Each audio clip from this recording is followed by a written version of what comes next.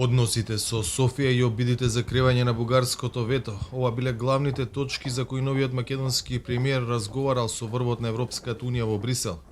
Добиената порака, која, како што самиот Ковачевски изјави, била едногласна, е дека Северна Македонија веднаш треба да ги почне преговорите за членство.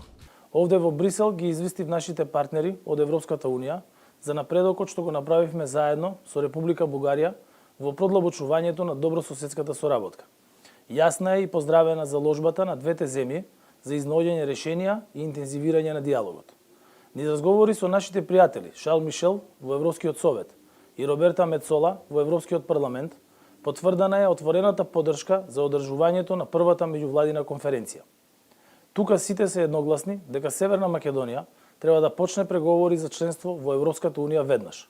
Додека во Брисел се разговараше за македонско-бугарските односи видно подобрени откако двете земји добија нови влади, во Скопје се чествуваше 150 годишнината од раѓањето на Гоце Делчев, чиј лик и дело еден од главните проблеми.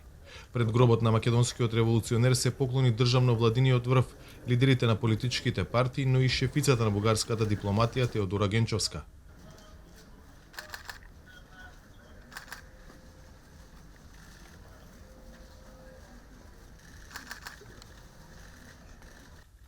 Според шефот на државата, вакви чинови не пречат, иако токму за Гоце Делчев се води интензивна и жолчна дебата во заедничката историска комисија. Не знам дали во формална смисла постои одлука за заедничко чествување, бидејќи тоа би требало да биде една од надлежностите на историската комисија. Мито не гледам проблем и да не е така. Ние и пред да постои, тоа ми е добро познато, и пред да постои историската комисија, ние сме имале заеднички чествувања на одредени настани, на одредени ликови. И без да има одлука на историската комисија сме правеле и во Република Бугарија и во Северна Македонија заедничко чествување на различни паметници. Така што не гледам проблем. Не гледам проблем во тоа да некој од нашите соседи искажува пиетет кон еден од камен темелниците на нашата државност. Не гледам проблем во тоа. Ниту опозицијата не е против присуството на висока бугарска делегација, ако, како што велат од ВМРО ДПМН, таа доаѓа на денот кога се слави 150 годишнината од раѓањето на големиот македонски син Делчев.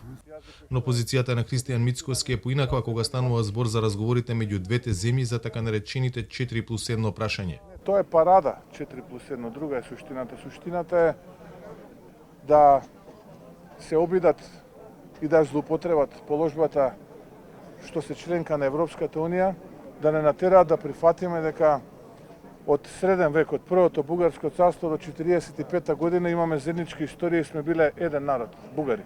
Тоа нема никогаш да го прифатиме.